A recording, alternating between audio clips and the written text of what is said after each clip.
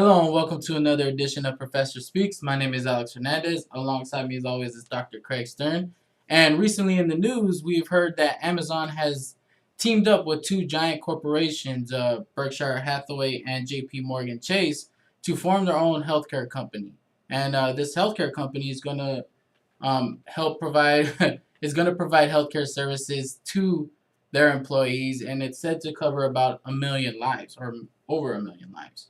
And it is said that this is in response to the rising cost of healthcare and also believed to be not for profit.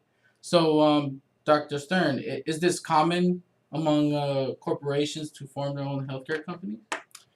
There are coalitions that have formed. They haven't formed their own healthcare company, but they've operated as a whole.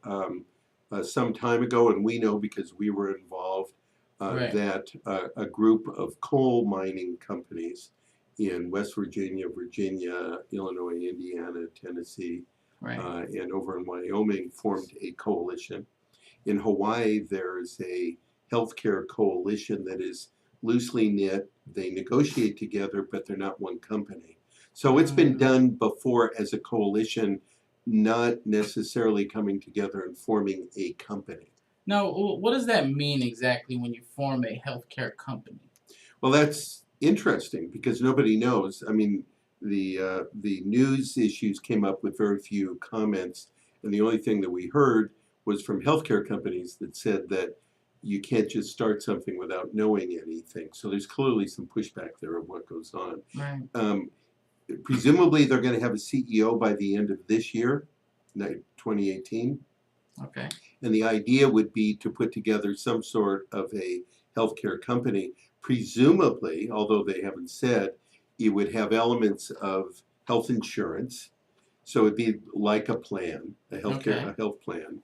Presumably, it would have some negotiating over contracts with doctors, hospitals, pharmacies, and presumably it would have some sort of a purchasing issue with regard to what Amazon has started to do with regard to drugs and devices and things like that. Right. Presumably, but no one knows what their structure will be.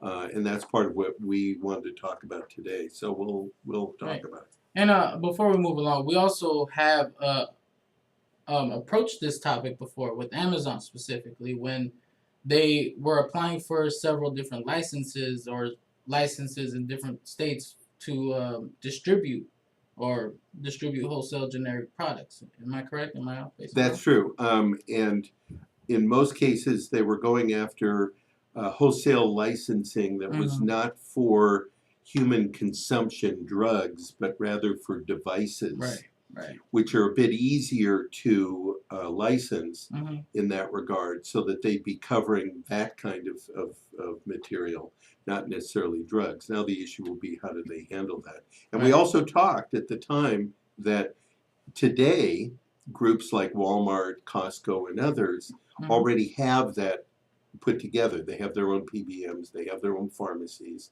they have their own wholesale, they have their own purchasing, they have their own distribution. So there's already companies who are involved in this today, versus what Amazon is also trying to do. Right.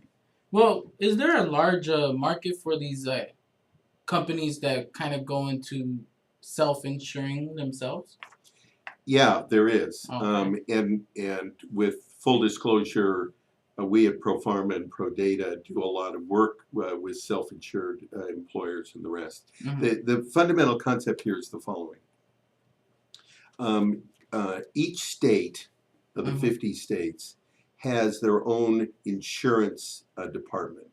And so if you're selling insurance in that state, then you have to get it approved by the State Department of Insurance. Okay.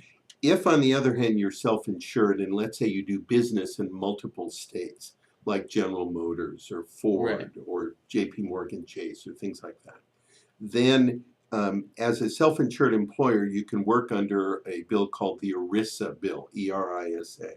The ERISA bill allows you to have one program with one benefit that supersedes all of the states, but still has significant requirements following up on what you're doing oversight, financial controls, and everything to do that. So Mm-hmm. it's very common in companies who are self-insured, usually companies who have some significant number of employees. So companies that have probably 1,000 or more employees are frequently self-insured. And what's the rationale?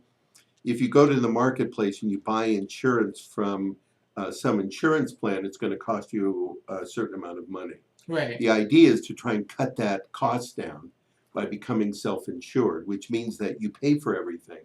And what you do is you contract with a health plan to pay, or is known as adjudicate claims.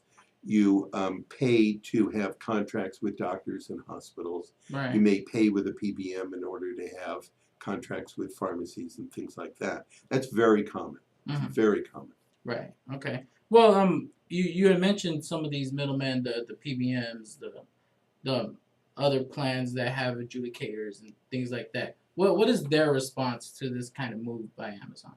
Well, I don't know that anybody has a response right now because Okay. nobody knows what to respond to.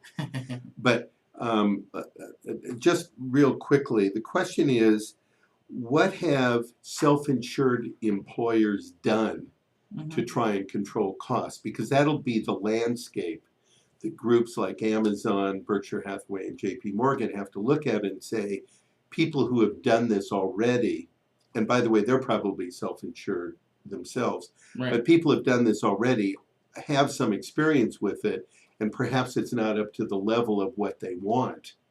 But what have they done? Number one is they've adopted managed care principles. So they have principles where they have contracting with hospitals and doctors and labs and physical therapy and radiology and everything else.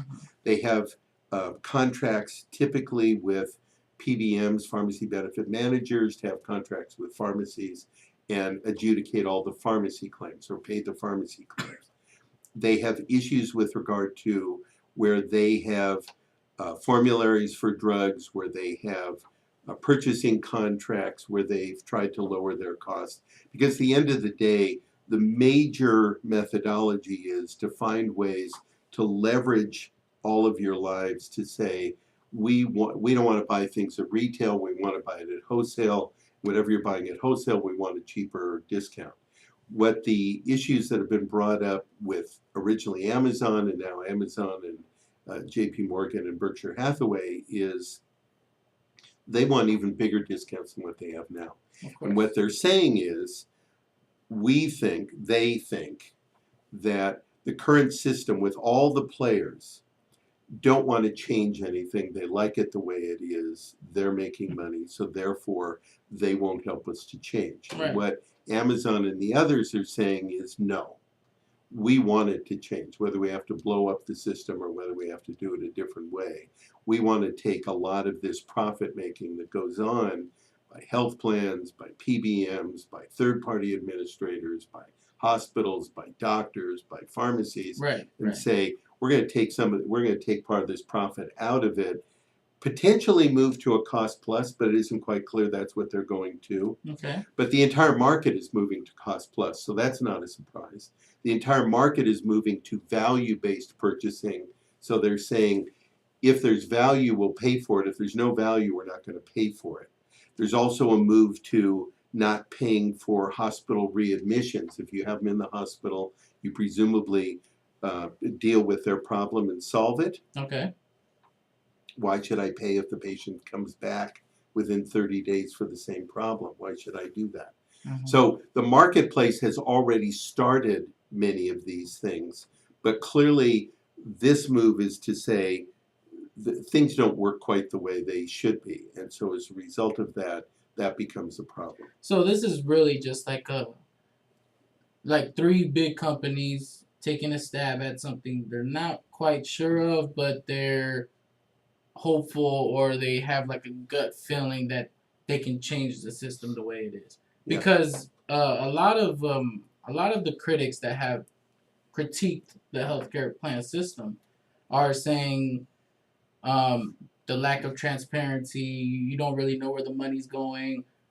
PBMs say health plans are rising the costs. Health plans say PBMs are rising, or the responsible for rising costs, and nobody really knows what's going on. And these three plans, could they help with this lack of transparency?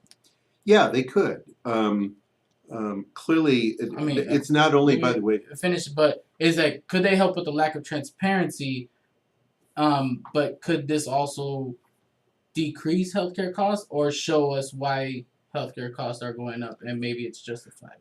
probably a little bit of both, but I think that ultimately their idea is to lower cost. The issue, by the way, is not just health plans and PBMs arguing, but it's pharma, pharmaceutical manufacturers and PBMs Sure. arguing Sure. about who is responsible for increasing costs. Mhm. Whoever that is and whatever the argument is, and we clearly know a lot about that from our consulting practice. Right. But irregardless of that, I think that the ultimate thing is to try and find a way to lower costs. Now, that's true about every self-insured company, Mm-hmm. and probably every health plan is trying to figure out too. Ultimately, what they're trying to do is leverage manufacturers and say, we're bringing 1 million plus individuals to the table. We're not going to pay the price that you've got there. What are you going to do to discount it? Okay. That's number one. Number two is because of Amazon probably and some of the other work that's being done by the rest of the industry, they can bring analytics data to it to say, here's what's really happening. Now, in full disclosure, we do that. Of course. And we've done a good deal in making things very common so that everybody understands to try and deal with this transparency problem that is brought to us every day by clients. Right. So in what goes on is you use the data to identify what's the current situation, what's driving it, what do you have to do to change it, and then watch to see if it actually changed anything. And if it Right. didn't, then modify it, which is the classic management kind of approach, but you're leveraging it with people, you're leveraging it with data so that people can't argue with you and say, well, you know, you don't have, you've got a discount, you got a 10% discount, and you say, no, that's not what we want. We want to get down to whatever their goal is, cost plus or something to try and deal with this. Right. Right. Well, that's all we have for you today. I don't really have any other questions. Do you have another comment you want to add? No, I think the only comment that we should add to this process Okay. is we've been talking quite a bit. I've written, and we've talked about this issue of transparency, about uncertainty and chaos in the healthcare marketplace. So it is not surprising that times are right for technology to come in and say, we can try and solve this problem. And with little effort, too. Yes, Yeah. and that healthcare in general hasn't changed dramatically because of doctors, pharmacists, nurses, hospitals, health plans, etc. Mm-hmm. What is really going on is technology has changed it. They've moved managed care to population health because everybody has a cell phone now on their belt that can help them to cover what goes on, and it's not just silo based in a hospital, doctor's office, pharmacy, etc., but Right. it moves with the patient. So that moves. You can deal with better data, big data, in order to deal with the problems. So at the end of the day, there is the potential to benefit because technology is putting its foot in the water and saying, we want to try and understand better what's going on. There are some health plans that have started to do that. There are many groups that are trying to do that. People say that they're saving money, but at the end of the day, people are looking at the affordability and saying, people just can't afford it. So now what are we going to do? How are we going to address that? And clearly there's a lot of solutions. I don't think anybody's the bad guy here. There's no boogeyman. Right. The real problem is everybody's going to have a solution, see if it works, because at the end of the day, it's an experiment. They'll see what happens. Yeah. I'm looking forward to seeing what happens, and we'll see when more news comes out about what the actual plan is amongst the three. Of course, we're all speculating here, but I mean, it's exciting to know that there are big corporations like Amazon, Berkshire Hathaway, J.P. Morgan, and I'm sure many others that want to help stop the rise in healthcare costs and make it more affordable to those who need it. That's all for today. We'll have another video for you next week. And if you have comments or messages, feel free to leave them below or send them to us directly. That's it, and we'll see you next week.